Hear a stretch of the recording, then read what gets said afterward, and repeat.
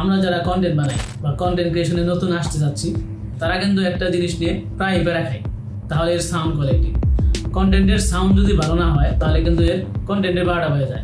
তাহলে আমাদের কী করতে হবে? তাহলে আমাদের অবশ্যই একটা ভালো মানের মাইক্রোফোন কিনতে হবে।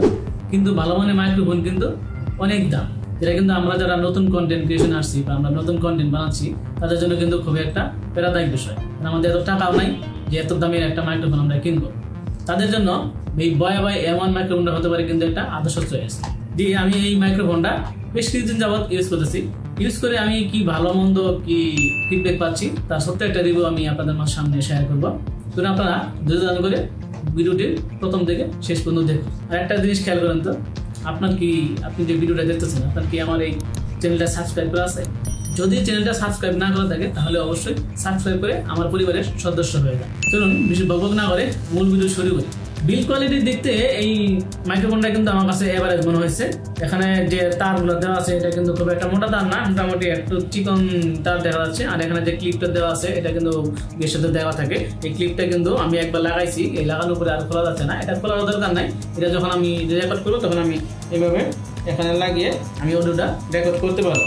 আর এটা ক্লিপটা মানে অনেক হার্ড আছে, এটা কিন্তু ভেঙে যাওয়ার কোনো সম্ভাবনা নেই। আপনি অনেক স্মুথলি ইউজ করলে অনেকদিন ইউজ করতে পারবেন। আর এখানে একটা উইন্ডশিল্ড দেওয়া আছে, যদি আপনি যখন কথা বলবেন তখন যাতে নয়েজটা কম হয় সেখানে এখানে একটা উইন্ডশিল্ড দেওয়া আছে। আর এটা 6 মিটার লম্বা তার দেওয়া আছে। 6 মিটার দূর পর্যন্ত আপনারা কিন্তু এটা অডিওটা রেকর্ড করতে পারবেন। এবার আসলে রিয়েল লাইফ এক্সপিরিয়েন্স কেমন আছে সেটা আমরা শেয়ার করি।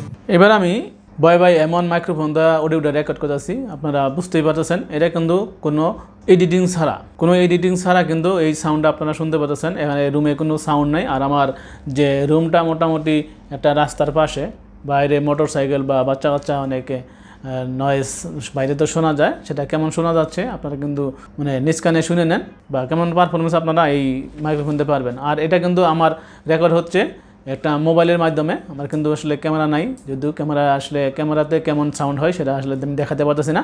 এটা কিন্তু স্যামসাং একটা মোবাইলের মাধ্যমে রেকর্ড হচ্ছে, বা এটা আমি এডিট করেও আবার আপনাদেরকে শোনাবো, কেমন এই সাউন্ডটাই এডিট করে শোনাবো যেটা কেমন শুনতে পান আর কি। হ্যাঁ, এখন আমি যে আউটডোরে আছি আমার বাসার ছাদে যেখানে আছি সেখানে আসলে এটা চেক করার জন্য। এখানে আশেপাশে মোটামুটি ভালোই শব্দ আছে এবং বাতাসও আছে।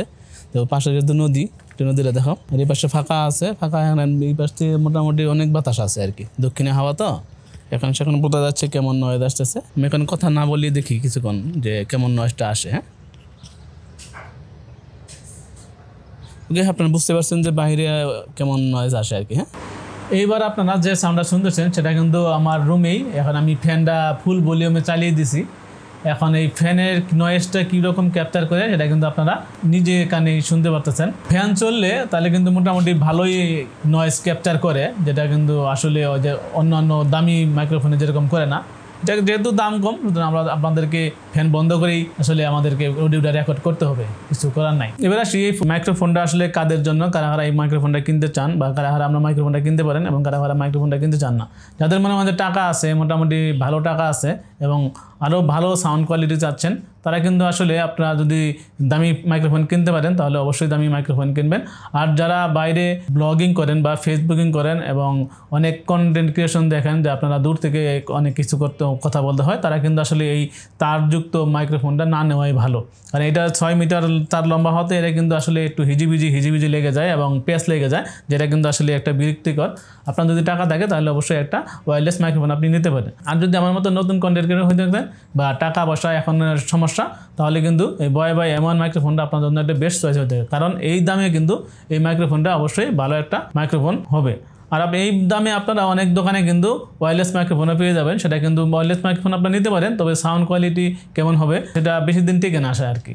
কারণ আপনি 1000 টাকা মাইক্রোফোন কিনলেন, সেটা আপনি 5-6 মাস ভালো ইউজ করতে পারবেন, তারপর দেখবেন যে সেখানে অনেক নয়েজ আসতেছে বা মাইক্রোফোনটা ভালো সাপোর্ট দিচ্ছে না। সুতরাং আপনারা যদি 1000 টাকা বা 1500 টাকার মতো বাজার থাকে তাহলে অবশ্যই আপনার জন্য বয়াবাই M1 মাইক্রোফোনটা আপনার জন্য হতে পারে একটা আদর্শ চয়েস। আজকের মতো এ পর্যন্তই, দেখা হবে পরবর্তী কোনো ভিডিওতে। সে পর্যন্ত ভালো থাকবেন। আল্লাহ হাফেজ।